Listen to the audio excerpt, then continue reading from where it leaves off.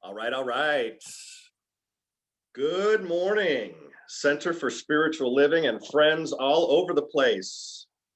It's a beautiful Thursday morning here in the Coachella Valley. I hope it's a beautiful morning within and without, wherever you are joining us this morning. So grateful to be with you on another Thursday. There's my man, Jeff Harrison, Swing Point Media. Hey, what's going on?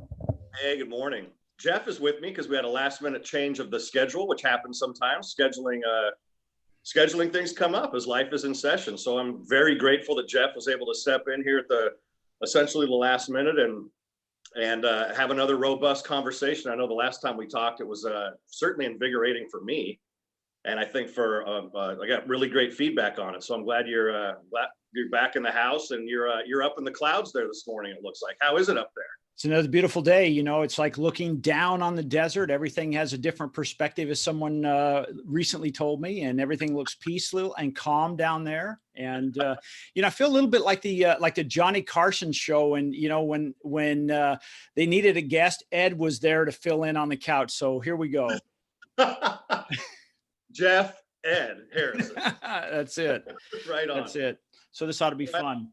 Yeah, totally. As always, community, we really encourage you to participate and get involved with us as we're doing our show. Please, any questions that are on your heart, anything that's dancing with you as relates to spiritual principle, as relates to your life, as relates to the beautiful things that are happening, as relates to any challenges that you're going through, anything and everything, really.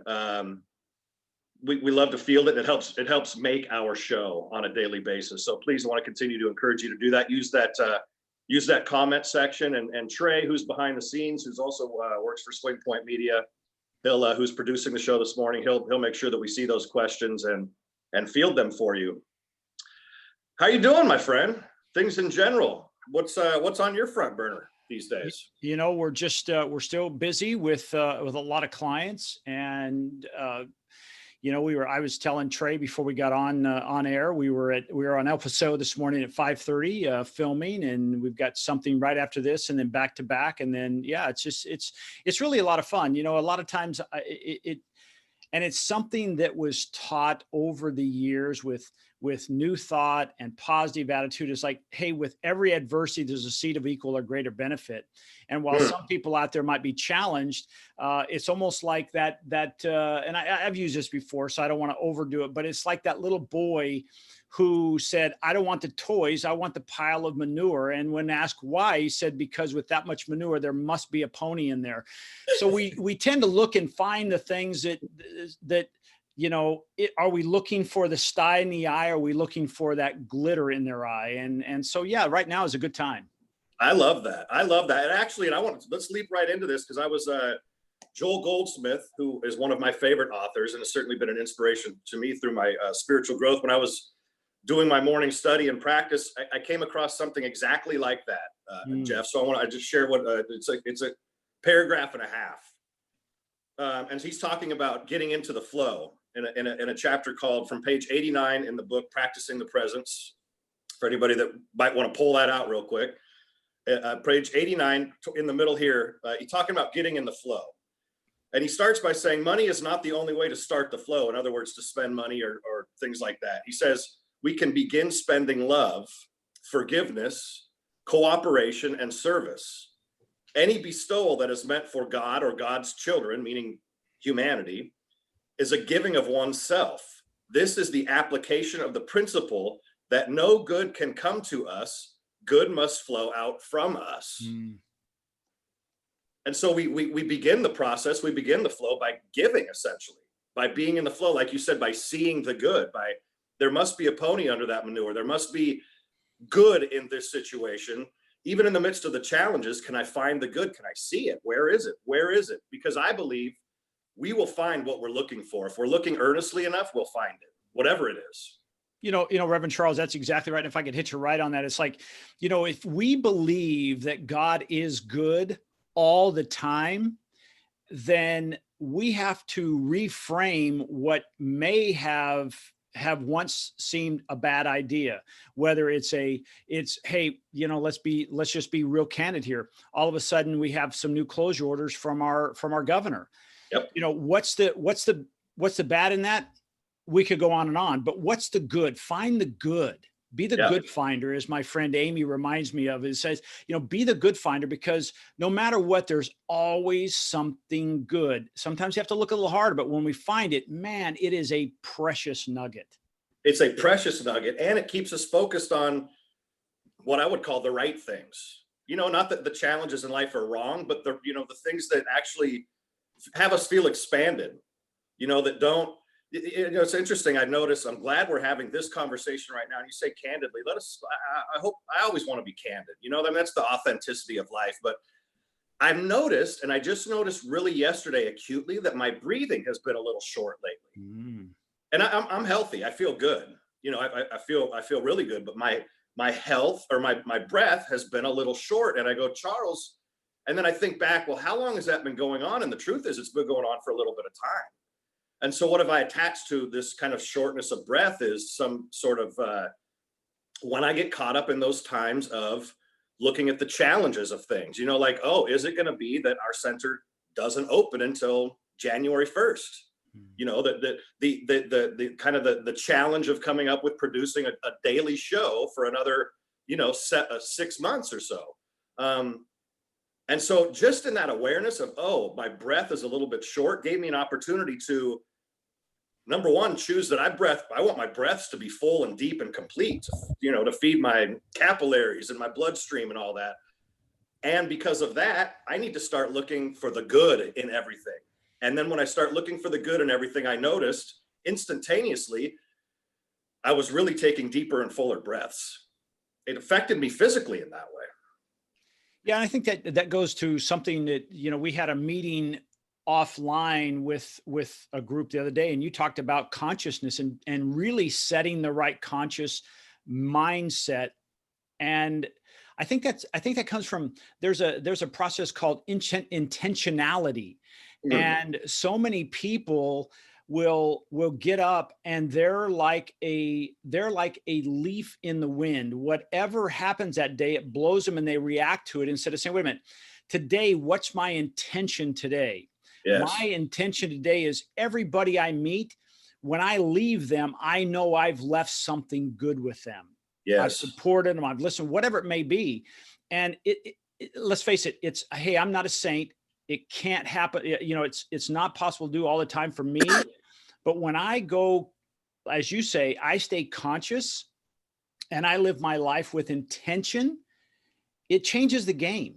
Yeah, changes the game. That's why I was actually thrilled with it to be able to share with the community on last Sunday's service, that when the insight occurred to me that I don't want to wake up and say, what's the day have in store for me? What do I have in store for this day? There are always going to be surprises and things that happen, but still within that intentionality, with that commitment to looking for good, with that commitment to seeing what's positive and possible, I still bring myself into that surprise situation. I bring myself into that awareness, that conscious relationship with life, that I can make something happen. And, I was talking with Julia, my daughter's mom, my parenting partner, yesterday, and she's like, Charles, can you believe it? I mean, August is going to be here and we're still in this thing. I'm like, yeah, it's wild. I'm like, we thought maybe, June, a couple of months and it'll pass. But here we are, not even to call it the new normal, but just, this is where we are. So now what do we do? What do we do now? Yeah, I think, I don't know if I have the answer to that, but I'm just saying is, right. In a sense, yeah. Yeah, I mean, this morning, as example, after the shoot, we were talking, and my business partner is also on the task force and the board for the school that's right behind the center. And I said, well, what's the situation with the school? Because he was in a board meeting yesterday for about 4 hours, 3 or 4 hours, and he said we're closed. We're not going to reopen until possibly January. And so it's going to be all homeschool. And immediately, and again, I think it's like a muscle. We have to exercise this, finding the good in something. I immediately said, gosh, you know what? If I were a teacher right now, and with as many businesses, even on El Paseo, that I saw that were closing, And I know that the state allows for groups of students of 15 with proper, distancing, Yeah. can hold a class. I would, as a teacher, I would go private and I would start attracting those kids. That's me. That's my mindset. And I'd say I would work with the business owner, because a landlord's not going to make any money, right? And I would Interesting. so that's how my mind works, Reverend Charles, is like, Yeah. there's a pony in there. We just have to look. And I was looking out the window here, and there's a wall outside my window here, and there was a bird that came up, and it made me think, we are the highest existence of humanity in the food chain on the planet. And yet we spend on average 90% of our time mentally looking for the wrong. And that bird out there spends all day only seeing the food in whatever it sees. It only sees the good. And I'm like, wow, is that evolution? To go from a bird brain to a human brain? And now we have that extra baggage of, I see all the garbage, instead of saying, wait a minute, I could use that twig for, and I could use that for, wow, maybe we need to adopt some of that. Solution oriented always, huh? Yeah. That's really rich. And is that evolution? Yeah, right. To have the capacity to be that anxious or that scarce oriented, right? Yeah. Or to start the flow. I want to read just a little bit more of this, Jeff, too, because so he says, this is again, Joel Goldsmith, is it not clear that the expectation of receiving good from any source outside of our own being would be the very attitude which would separate us from that good, but that constant seeking within for greater opportunities to release the good already established in us, to let it flow and to express it, to share it, would open the windows of heaven? Like the bird, just expressing ourselves, just being, and being in the flow with the good that already is within us, and constantly disciplining our minds through our spiritual practice, through our prayer, through our affirmative prayers, through all of these things. We have to do that right now, or collectively, we're, as much as we seem to have already lost our mind, we're going to lose it all the way if we don't. I'm worried. I mean, what's it going to look like when we really go crazy? If we don't really discipline ourselves and train ourselves to look for the good that is out there right now, and then how can that actually begin to change the trend that's happening right now as well? Not just have it be a moment of reprieve or of good, but to actually begin to set a new precedent for us going forward. And it's, I'm sorry, Jeff, it's these the practices continue to be the same. Read the stuff that gives you life. Have the conversations that lift you up. Hang around the people that are affirmative and life-giving. Say the prayer that intends your day to be good. Watch the programs that are uplifting. That talk about. I just saw a new one, and somebody mentioned it on one of the groups I'm a part of yesterday. It's called I think, what is it? Down to Earth with Zac Efron. It's on Netflix, and it just looks at renewable resources that already exist on the planet. And then he talks about food and things like this to kind of make it a little more interesting. But that's another case in point of him taking the time through this documentary to go look for the good and what we're doing that's good on the planet. Yeah, I would like to challenge, because it looks like we've got a pretty good sized group watching today and being involved. I'd love to challenge everybody who is watching and can hear our voices to say in the chat, write down one thing. I don't care how hard you have to struggle. It's a muscle. It's like I'm starting to go back to private training with or back to a gym with a trainer. That's why I can only scratch this on my neck. I can't really push my glasses back. I can't get my forearm up that high. But the idea, I challenge you to write in the chat one thing that is good about our condition right now, today. Amen. And because if you don't start exercising that, it's like saying there's a big difference between somebody who watches exercise videos and somebody who is the video, right? The exercise video. One just keeps getting weaker and weaker. And something that you said that is so important is we are this was Jim Rome many years ago, said, you are the average of the 5 people you hang around. Yep. And, when you say, well, yeah, but Jeff, we're in quarantine, this is not a bad person to hang around. That's right. Right. That's right. And to pick it up in the morning and say, hey, I'm going to read one page, or I'm going to read one piece of that, because that sets that intentionality, because it's not in here saying, well, it looks like there's another 221 people that are infected with. It doesn't have any of that stuff in there. That's right. You get your mind right. So and it's not as if Ernest Holmes didn't live through challenges. You think? Through the early 19th century, what century are we in? The early 20th century. Where am I? Yeah.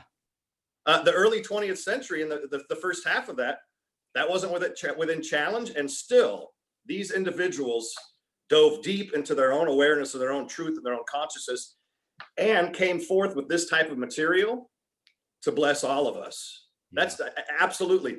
And that brings me to also, Jeff, to hit you right on that, as you say, I like that. These new groups that we're forming, like the Power of 8. Yeah. To get together with other individuals, and I hope this lands too, to call the center, send us a note, go online to our website and register for one of these Power of 8 groups. You get together with 8 other people and a facilitator to just intend your day, to intend your life, and to gather around each individual's intention in order to bring about your good. And so what a group of 8 to hang out with as well. Yeah. And I think it's important, because it's easy to get together, and next thing you know, you're talking about the weather being hot, and you're talking about that store over there being closed. Really work hard to say, hey, set the intention for that meeting? Why am I here? And stay focused on that. And a lot of times, like, we have a mastermind group that's right after this. And part of my role is to keep everybody on task and not to get too far off track. If I see them going down a dark rabbit hole, for me is like, hey, I'm plugging it in and pulling them out, keeping them focused. This is to walk away better than when we walked in. Yes. So I think you have to be very aware of, hey, who do you hang out with? If you hang out in the cesspool, when you leave, you're going to stink. Yep. And so is your thinking. Yep. Stinking thinking. That's it. Do we have some comments coming through? I see something. Come on. I know. Oh, there we go. Come on. We know there's some answers out there. What are you seeing positive coming from today? Exactly. Our situation. Let's get the juice generated today. Okay. Pondering Newcomer says positive, looking for creative ways to reach out and have more humor around it. Amen. Humor. That's why I love I love comedy. I love stand-up comedy is what I really love, because we can take the craziest situations in life and laugh. And what better feeling than to laugh, right? Absolutely. Isn't that? There's a thing called laughter yoga. Have you ever done it? I haven't heard. I've seen it. I've seen goat yoga, but not laughter yoga. Is there goat yoga? Yeah. Laughter yoga. Yeah. Okay. I think we're starting to pour in now, Jeff. Here we go. What else do we have? Relaxed Local. What is the name of the book you are reading from again? It's called Practicing the Presence by Joel Goldsmith. Mm-hmm. Practicing the Presence by Joel Goldsmith. And the one that Jeff held up was Living the Science of Mind by Ernest Holmes, which is sort of a companion book to The Science of Mind by Ernest Holmes. Yeah, it's good stuff. And that's it. We don't, especially now when we're quarantining, Jeff, right? We can do Zoom and these things like this and hang out. We'll get our 5 together and have a Zoom meeting once a day and a mastermind and things like that. But we can also hang out with these people, like you said. Absolutely. We can hang out in consciousness with where those ideas came from. Yep. Yeah, absolutely. I think it's one of those things that, and I'm going to make it falls right into the science of mind. Thoughts become form. But let's make it really, really super easy. Please. Whoever you want to be. What's that? I said, do it for me. Whoever you want to be today, you can become that person in an instant. And what I mean by that, and this is the part that always, and I might have repeated myself from the last time, is, sometimes it used to frustrate me when, Dr. Joe or Ernest Holmes or whomever would say, now act as if. And I'm like, wow, that makes me crazy. But then I thought, wait a second. what characteristics does that person have? How do they stand? How do they breathe? How do they walk? How do they talk? How do they think? Write them down. It's a recipe. If I wanted to make a certain dish, I wouldn't just go in and start throwing things together. I would start with a recipe, knowing that those are the right ingredients, and then follow the steps to put them in there. And then some miracle of the universe, when I pull it out of the oven, it's edible and it looks good. It tastes good. Life can be that way. You know, if you're, as you said, you had shallow breath. Shallow breath robs us of energy because oxygen is not getting to our muscles. So we're a little more tired. We tend to stand a little more slumped. Our thinking isn't as clear. And it's that domino effect. So think about, who would you like to be today? Yeah. If you want to be happy, look in the mirror. Is that a happy face? No. What do you have to do? Smile. Well, that's an exercise. Absolutely. Yeah. So, and I think a lot of those things happen. Like, if you want to be a happy person, look in the mirror. Is that a happy face? If it's not, most of the time I would offer, it's because we're externally oriented rather than internally oriented. And we get internally oriented through our spiritual practice and things like that. We're externally oriented, stressing about the bill that we need to pay, or that relationship that I might have done wrong, or the place that I need forgiveness or something like that. That affects me internally, but I can forgive myself, right? I can choose to understand that a new day has dawned, and therefore there's a blank slate, and I can be happy because of that. So we become internally oriented and therefore generative rather than externally oriented and reactionary. Yeah, definitely. Looks like you got some information coming in there, some good stuff. Yeah, we sure do. Let's see. So Bankable David, or hold on, let's go back. Bankable David says, I am loving having the opportunity to read and reflect. Amen. Good. Joyful individual. I now have the time and inclination to go deep into spiritual practice, which includes listening to these wonderful talks. Yes. And thank you for being here, joyful individual. Popular legend. We are learning to live outside our old paradigms, to challenge ourselves, to live more creatively in our new reality. We can choose to make this new reality anything that we want. That's exactly right. And we don't need something external to happen in order to generate a new reality. We need an internal movement to happen in order to create a new reality, no matter what it is. I mean, if the COVID and things that are happening in the world still hadn't happened, we still have the capacity, through our intention, through our practice, through our commitment, to begin to create a new reality and a new paradigm, which is simply the lens with which we view the world. As you said, Jeff, is it one of possibility or is it one of scarcity? What are we doing? Yeah, I mean, as golfers, we could see this. You know, do we stand on the tee and see the bunker and the water and the rough and the trees, or do we see that green grass? And what my mindset was always, hey, I just need 2 inches of space. That's all I need, and that's 30-yard wide fairway. I got this. This is easy, right?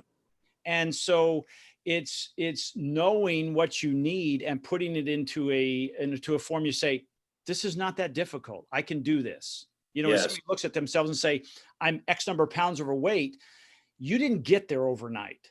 Yeah. You're not going to get there overnight back to your overweight. But if you start chipping away at it, that will melt away. And here's the coolest part. Let's say this COVID thing goes for another couple of months, and you start today. In 2 months, your friends won't recognize you if you haven't seen them in 2 months, and they'll notice it. Here's where we get in trouble, I think, is we grade ourselves on where we are, not where we were. And we never pat ourselves, or we tend not to pat ourselves on the back. It's like going to a friend who has kids and you haven't seen them in a while, and you're going, whoa, Johnny and Susie have really gotten taller. And the parents go, I guess I didn't notice, because they were in it. They were too close to it. So take it a little bit at a time. Don't be hard on yourself, be supportive, and set those intentions and be that person you want to be. Yes. That makes me think of, and again, we're just going to talk golf just for one more second here. So forgive me if not everybody follows along, but you'll still get the gist of the whole thing. It's actually not about the game of golf itself, but there's a golfer named Bryson DeChambeau, who when the PGA Tour was off for 3.5 months, he made a conscious effort to bulk up. Like he ate like 3,500 calories a day. He was in the gym doing yoga. Like he spent most of his time completely transforming his body so that when he came back from the layoff, he went from being this skinny guy to this like Hulk of muscle and flexibility and strength and power. And now he's all the talk of the golf world because he's hitting the golf ball further than anybody ever has by a lot. And everybody's in awe of it and they can't stop talking about it. And so it's just a story about transformation. But again, it's like anything else. Life happens in the moment, moment by moment. And if we keep putting it off, that's what we're doing in the moment, is we're putting it off. Yeah. Let's see if we have another comment show up here, Jeff, maybe a couple of them. I love this interaction. I love it, everybody. I'm so enjoy right now interacting with all of you. Russ D. Hey guys, COVID-19 has allowed me to learn who I am. Right on. Yeah. Pondering Newcomer. Sunday's service was over the top sensational. At some point, can you talk about how the concept developed, the actual filming, and any funny bloopers, the hummingbird? Well, I'll tell you what, I came up with the sermon, but beyond that, it's all Jeff. It really is Swing Point Media. It's a collaboration, but and we want to continue to do some of these things. And quite frankly, I was really relieved when Dr. Joe watched it and he really enjoyed it too. We were both off the hook. I was like, phew. I said, I'm really glad you liked it. He said, not only did I like it, but I loved it. And thank God, because that was just a couple of days before Dr. Joe's now off on his sabbatical for 2.5 months. God bless him and Trey. And while he's off doing his thing. So I think Jeff and I want to keep doing some things where we have some fun getting out of the box a little bit, because I know that's on my heart. And to kind of bring a different, within principle, within Science of Mind and our teaching, bring a little bit of a different, we just kept having conversations of how do we get kind of out of the box and start to explore some new vantage points on things and bring those to our community where we can commune and appreciate the beautiful valley that we live in and share the beautiful valley with folks that aren't in the area right now or don't live here, and within the context of principle. So we did that again filming this week, and we've got some other ideas coming down the pike. And the whole hummingbird thing was just, I was just standing there while Dale was doing some of her filming, and it felt like a 747 flew into my ear hole. I mean, not that I know what that feels like, but it was like, if you can imagine, it was like, boom, and then, you know, whoa. And then the hummingbird seriously just stopped about 5 feet away from my head and just sat there and looked at me for a second and then flew away. And that's how that came about. It was just the hummingbird created the blooper. I created the reaction because it's amazing. But Jeff's the genius behind all this stuff. Jeff, you want to talk about it a little bit? Well, first of all, thank you. I don't know about genius, even though I wear a shirt that says I am genius. It's misspelled. It's a lot of fun, but you know, it comes down to kind of a long time ago. I remember, and this really ties into spiritual thinking, is you cannot get to that new place with old thinking. And many times in the business world, I would think I can't go to that next level trying to find the answer within my industry because the industry is already stuck in their paradigm. So I would look outside and say, hey, what are other industries doing? And one thing I love to do, I love to watch motivational videos and how they mix the B-roll in there and the music. And there's nothing that, you know, I remember, and again, I'm going to date myself, but when that show first came on, Miami Vice. Yeah.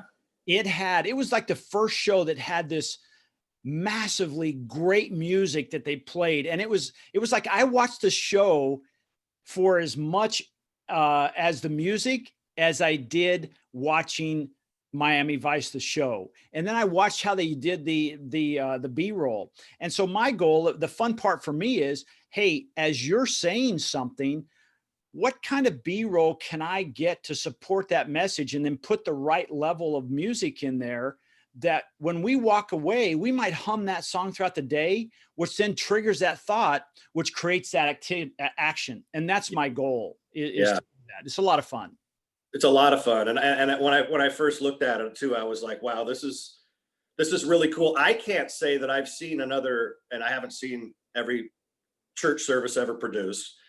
I've seen a bunch. I can't say that I've seen one that looks like that, you know, with some videos intermixed and things like that. I mean, I know there's motivational things out there, but yeah, I think, and part of it too, gang, is that I'm very interested in, number one, loving our community. And I've said that from the beginning, to love our center and our membership, and to be loved by you, and to be in this wonderful dance together. And especially right now, as we're talking about looking for good, I think we have a real wonderful opportunity that we as a membership can get behind. And that is to do our part to create a world that works for everyone.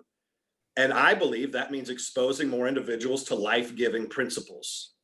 And so if we can do that, if we can get attractive in ways that we're doing that and presenting this information, this content allows more folks to be exposed to what we're up to. So like Jeff said, you know, he'd watch Miami Vice because of the music, and then that would bring him into the show, you know, the interaction between Crockett and Tubbs and things like that. And I love that idea of being able to get outside of the box a little bit, make it an attractive package for folks to hear principle, because then it's going to be, we walk down the street and more often we're going to run into people who are participating in practicing life-giving principle as well. And then we're talking about creating a world that works for everyone. So we're going to keep having some fun with it, aren't we, Jeff? Absolutely. And, you know, one of the things that, and we've said this, it's been said in the center before. And again, as somebody who comes from a marketing side, it would make me cringe when we'd say, you know, the Center for Spiritual Living, it's the best kept secret. And I'm like, yeah. Why would we want to keep it a secret? This is changing lives one heart at a time. So I just happened to pull up this last Sunday's video, and on average, we're seeing about 500 to 600 views per video. This one right now has 2,847. So it's appealing to some people. In other words, now more people are exposed to the message of the Center for Spiritual Living and Science of Mind. And I think for me, that's our goal. Amen. Absolutely. Wow, that's wonderful. Those are great numbers. Yeah. Amen. A lot of fun. A lot of fun. Yeah, let's keep playing the game. How are we doing on time, Jeff? I'm just getting lost in the conversation. 10:32. Oh, geez. We're barely scratched the surface. Wow. Well, anyway, you know, oh, go ahead. I wanted to talk about the bloopers there for a second. First of all, these guys don't make mistakes, so it's really hard to get bloopers to put in there. And if you believe that, I have some swampland in Florida. It's sometimes, but I'll tell you what, when Reverend Charles, you know, when he gets going on the message, or even Dr. Joe, when they get going on the message, they're in their element. It's usually at the beginning or the end that there's some kind of little blooper.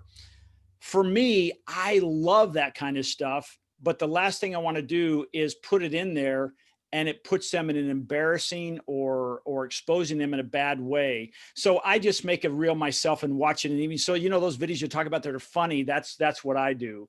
Yeah. But seriously, you know, being on camera is not easy.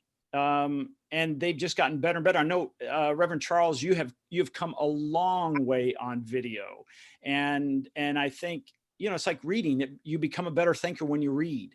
Your thoughts become clear, and you're getting just so good on video. It's a lot of fun. Thank you, Jeff. I appreciate that. Yeah. Yeah. And the towel thing too, it was like it never occurred to me to bring some bug spray and, you know, just so the towel comes flying in, you know, and I'm sweating and the sun's coming down. It's like, you know, that's just kind of how it goes with being outdoors. But it's also one of the things I really love about our community is that we're real.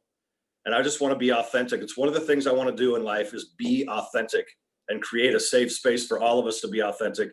And what it comes back to, Jeff, for me really is I think about the world that I want my daughter to grow up into as a place where she can be authentic, where she's not shamed and told she's wrong and has to hide herself and those types of things. And I'm already starting to see it just a little bit. Like, you know, she said to one of her friends, you know, no, I've gotten rid of all of my costumes now. And I was like, for a moment, I was just like, oh, At 7, you've already gotten rid of all your costumes? No, let's bring them back. Let's have a costume party, you know?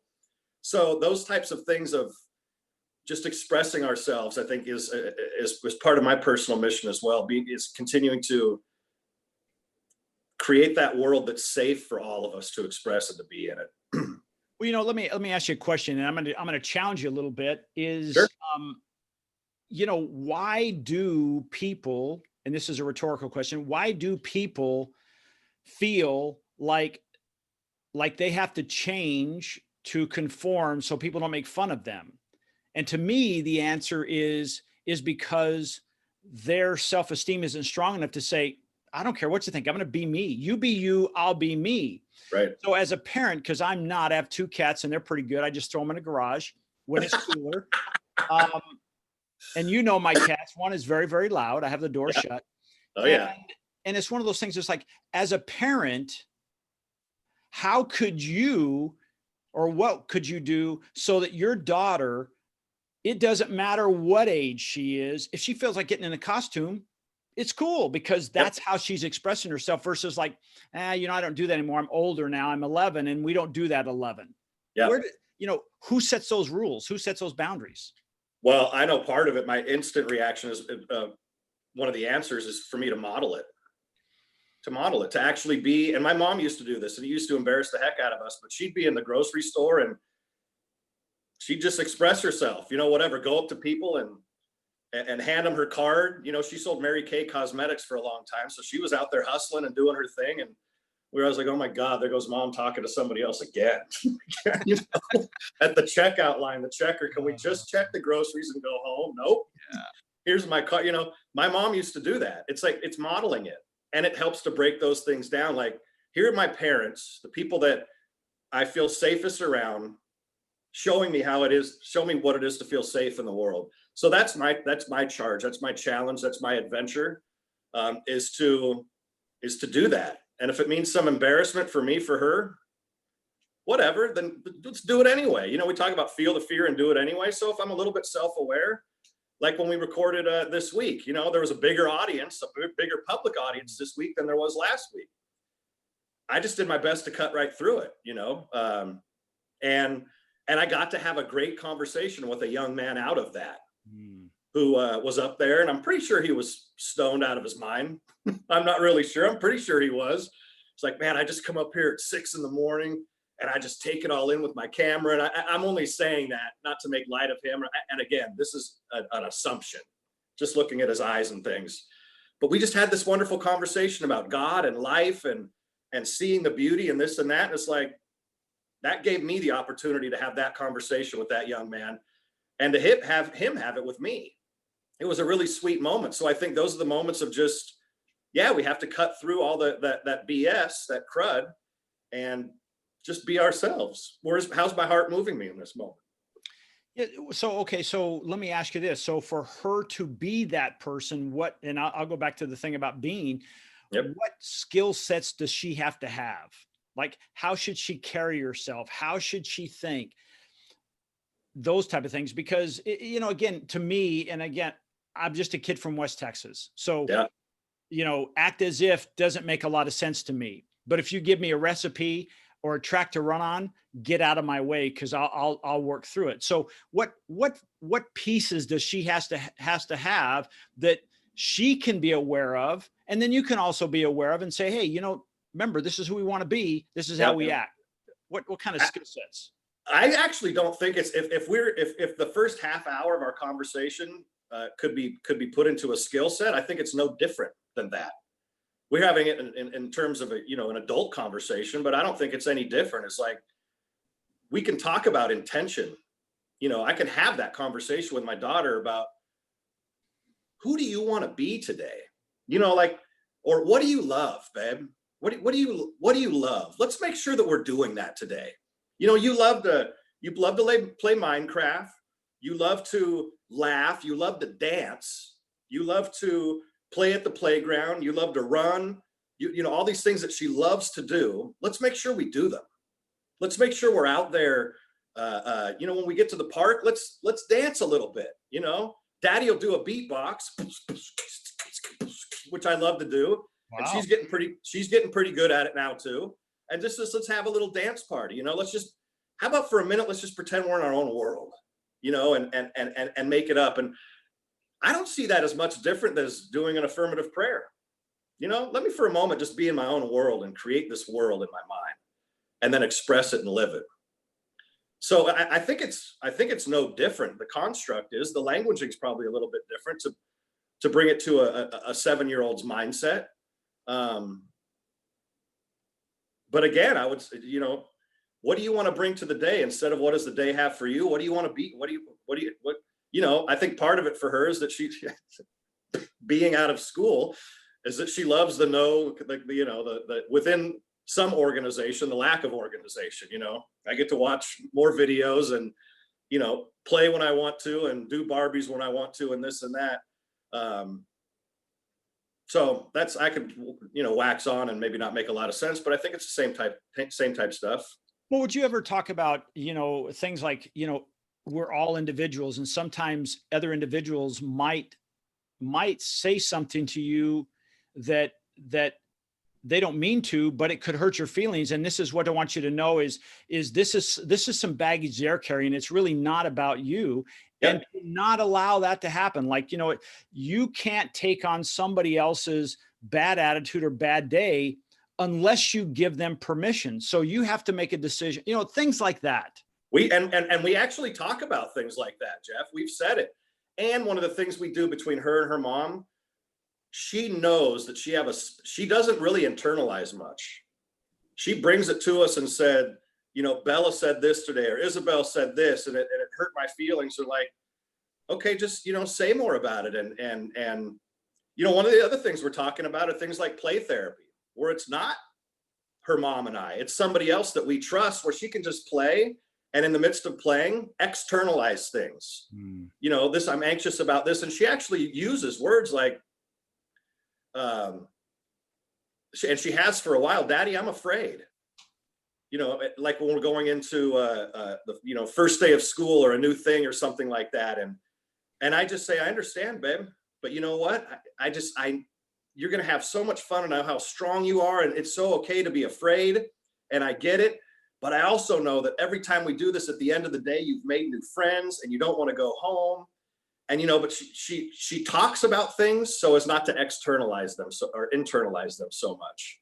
And those conversations that you just mentioned of being able to actually say that to her, however deep she gets it right now, at some level, it's in there though, about you. And it's never going to be about you. What is about you is what comes out of your mouth and how you treat other people. And that's it.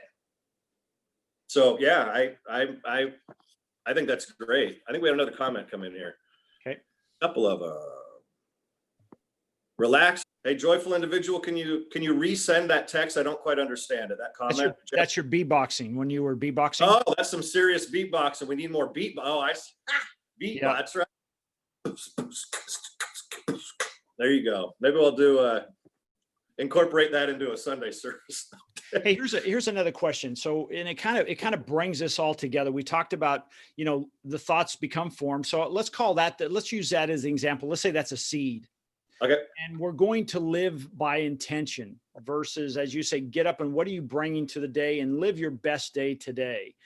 How important is being grateful? Where does that play in it? If we're planting a seed and we're watering it, what is grateful in that whole process? Yeah, grateful is grateful has gratitude has gravity. It's got more gravity than anything else. And what we know about gravity is it draws onto it. And I believe that from an energetic standpoint, and I think science has proven this, I don't want to get way too off out of my own lane here, but that there's more energy in gratitude than there is in negativity. That there's actually a greater mass to it, that there's a greater pull to it. And so gravity attracts, it's attractive. I think like gravity is like, let's say you're going out on a date, or even if it's date night with your spouse or whatever it might be. I'm putting on, my best shirt. I've got a date. I'm putting on my cologne. I want to smell good. Make sure I put my deodorant on. I've got my hair, where I want it to be. I've trimmed my beard and my date's putting on a nice dress or looking good and doing the same thing to create gravity, to create an attraction. That to me is gratitude. That's exactly how gratitude it begins to attract the thing that we're gratitude for. And gratitude to me, it exists on kind of two planes. One is a reactionary gratitude where, you buy me lunch and I'm grateful to you for that. Or a generative gratitude, which what we can do in affirmative prayer as well was, I haven't received the gift yet, but I'm going to be grateful for it in advance, therefore attract it to myself. Does that make sense to you? Does that, Totally. Yeah. So it's a twofold is how I practice it. It's like, I'm sorry, Jeff, just real quick. It's like what Goldsmith was saying here in that paragraph. You start the flow with gratitude. You can start the flow with spending love, forgiveness, cooperation, service, etc. You can start the flow by being grateful for something that you don't have evidence necessarily for yet, which is planting a seed, back to your point. Yeah, when we think about that, I love what David said. He says, one cannot be grateful while being angry. And boy, that's a good point. And so, even in that moment, David, you might say, I am grateful for having the emotion of anger, right? You might be grateful for that. And even more so, being grateful to recognize that and find calm within the situation. Right? Absolutely. And the movement of anger creates an opening. It's not bottled up energy anymore. It's just, and be constructive with your anger, because you can be destructive with your anger, and we don't want to do that. To be constructive with your anger actually moves energy and doesn't keep it stuck. And that's something to be grateful for as well. Yeah, and I'm going to take it back to the situation where we first started. That anger could be reviewed, or I like the word reframing. It's reframed into that pile of manure, right? We see that. If all of a sudden, every time, David, if anything that would come up, or anybody's listening, makes you angry, I want you to immediately think of that picture of a pile of manure and know what? There must be a pony in there. Gotta be a pony in there. And it does exactly what it did to Reverend Charles. All of a sudden you chuckle. It's really hard to laugh if you're angry. So boom, it broke the cycle right away, right? Well, it did. I'm just imagining what that pony needs to find a way to like poop and then move on.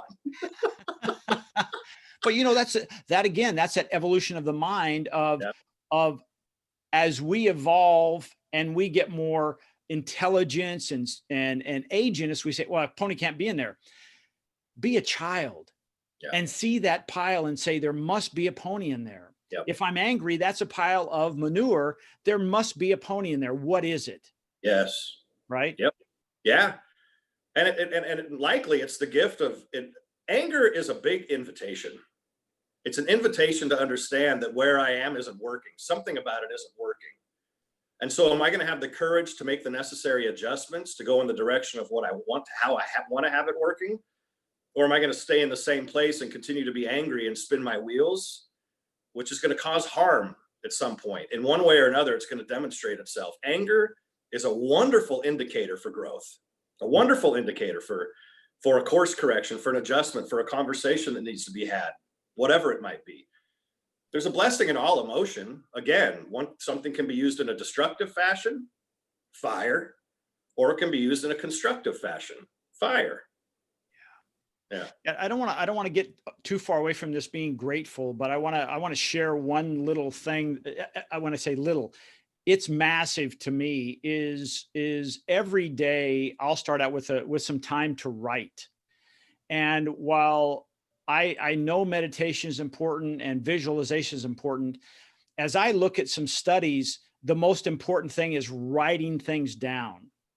And so if you start out with being grateful, and some mornings it's like, okay, it's 4:30 in the morning and maybe I don't have all my senses quite there yet. I've only taken a couple of sips of coffee.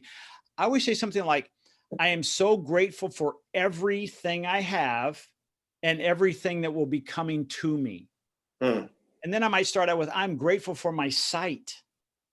I'm grateful for my hearing. I mean, these are things that the outside world can't do anything about. This is within me. So it brings us back to our power, our joy is within us. Let's recognize that. And as we water it, do they not become bigger? Yes. Yep. Absolutely. The visualizations are easier because you're already like, like my gal at the gym, she says, hey, I want to get you on the treadmill first to warm your muscles up so that you're not sore when you do this and there's no action or there's no chance of you getting an injury. This is like that same thing. It really warms up our senses. And all of a sudden we're going, wow, I can now see the pony in that pile clearly. What's everybody's takeaway from this session going to be? Huh? the pony in the pile. Jeez. I'll probably have a new says, handle. Yeah. What's that? I said, I'll probably have a new handle. That's right. Pile of manure. Pile of pony in the pile. Yeah, that's it. Cool one says, being grateful is my entrance to feeling grace. Sometimes it's only a moment in time, but even that moment has the power to change me. Amen. And that is the truth. Yeah. Big time. It can change in an instant, can it? In an instant. What else do we have in life but a collection of an infinite amount of instances? Yeah. Moment. That's it. That's it. And you know, here's the thing is every moment is a gift. How are you going to unwrap it and use it? Are you going to play full out or are you just going to let it go by? Play full out. Yes. You know, if you imagine you're a Ferrari, are you going to stay in first gear? Get that dude on the freeway and let's see what it'll do. Open it up. Let's open up all 12 cylinders and let's have some fun. Right? Why not? And have enough money in the bank for the ticket that might come your way. They got to catch me first. They got to catch me first. All 12 cylinders, they're not going to be able to catch me, baby. Ooh, I can see how fast that is going already. I don't want to get anybody in trouble. Stay within the speed limit. I'll be over state lines before you can say, holy smokes, that guy's going fast. That's right. That's right. Smokey and the Bandit. Thanks, Jeff. I think we're getting to the top of the hour here. Are we getting close? It's been great. Yep. It's about 10:52. And cool. Yeah, I just want to challenge everybody because I'm reading a book right now that says willpower does not work. And what happens is our willpower is part of our brain and we will fatigue faster mentally than we will physically. That is fact. That's a scientific fact because we're always thinking. We're not always doing something with our muscles. Who could I hang around today? How can I change my environment? Like for me this morning at 5:30 down on El Paseo, walking up down the streets, it was gorgeous. We literally walked in the middle of the road because there's zero traffic. It was kind of eerie, but it was a lot of fun. But it was a state change. So the quickest way is change your environment and then change it with reading and writing something down. Right on. Love it. Love it. That's all I got. Thanks, Jeff. And all you got is plenty. And we're grateful, aren't we? Isn't Jeff so grateful to know you, to call you a friend and to be on this walk with you, and that God led me down here to be able to meet you and so many other wonderful people. I'm very, very grateful for you. Thank you, Jeff. And for your willingness to be flexible and be able to jump on with me this morning. Thank you. You just call Ed anytime. Go ahead, Matt. Say that's Ed. I need Ed. Let's see. Looks like we might have lost Reverend Charles there. Something's going on. There you go. I'm here. I'm back. Okay. You see me? Let's start again. Well, my daughter she's attempting to FaceTime me right now. And when she does and she can't get me, sometimes she'll literally do it 25 times in a row. So let me get through these announcements real quick, okay? Thank you, Reverend Charles. I appreciate it. Thank you, Jeff, very much. So over the next couple of days, gang, tomorrow we've got Life on Love with me. Be another opportunity, just me going solo. Hope to have a surprise guest or two that join me tomorrow, as I just, again, want to create a time for half hour, 45 minutes, however long it goes on Fridays, to allow the community to get to know me better. And I hope that you bring this interactive enthusiasm tomorrow morning as well. Like I said, I'm working on some special guests. We'll see how it all goes, but it's going to be fun. Tell some more stories about my life. Maybe you'll want to share about yours, ask me some questions. Again, that'll be Fridays through the summer, and we'll have some fun with that. So that's Life on Love with me, Reverend Charles. Saturday is our meditation, 10 a.m. And then Sunday, we've got our next on-demand service for you, which will be another treat. So we pray that you tune into that. And please invite somebody to come find our YouTube channel or visit our website. But we want to grow our YouTube audience. We're getting close to 1,000 subscribers, and we just want to blow the roof off of that thing so that we are exposing as many people as possible to what we're up to. And that is Center for Spiritual Living Palm Desert, spelled all the way out, Center for Spiritual Living Palm Desert. And then you can click that subscribe button and you'll be notified of all the videos that we create in our daily programming and things like that. And then, of course, coming up next week, we've got another wonderful, I'm very enthusiastic about the two guests that I have for next week. On Monday is Jamie Lula. We'll be having a concert and conversation. He was with me a few months ago. Tuesday is our regular conversation with Jafon. We'll be looking at chapter 2 of the book, How to Become Anti-Racist by Ibram Kendi. Please check that out and join us on Tuesday. Wednesday, Sensational 6. Thursday, I'm so excited to have my friend and colleague, Dr. Will Coleman from Atlanta. He speaks Greek, Hebrew, Aramaic, English, and he's just so fascinating at looking at scriptures of all different kinds and the history of principle. And he really is he's a genius. I mean, I think Jeff's a genius too. This guy's a genius. He's fascinating and he's mesmerizing when he shares. And of course, next Friday, Life on Love. We continue to appreciate you finding ways to share your financial good with our community. You can do it through the website, through PayPal. You can text it in. You can do it through the give button. Call the office through a credit card. You can mail your gift into the office. We're at a critical time right now. We're in a little bit of a dip, a bit of a dip in our financial giving and receiving. And we're committed to being wonderful receivers. And I tithe, and I know the power of tithing. And I want to continue to invite our community into sharing. Like Goldsmith says, to get into the flow, we start by giving, we start by serving, start by forgiving, start by sharing. And I really encourage you and invite you into start by sharing, or continue to, or even up level a tick if you have the capacity to do that, your financial good with our center, so that we don't need to experience any undue hardship through our community. I know over the course and having conversations with Dr. Joe and Dr. Laura before Dr. Joe left, that in 47 years financially, we haven't ever had to go backward or make cuts. And there may be a possibility of that. And we don't want to have to do that, so that we can just stay full force and keep bringing it to our community. So thank you for all of the ways that you give. We appreciate it and continue to accept the good and welcome it.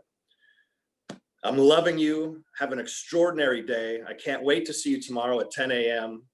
Bring your magnificent self to your Thursday today and make it your best day ever. Peace and love.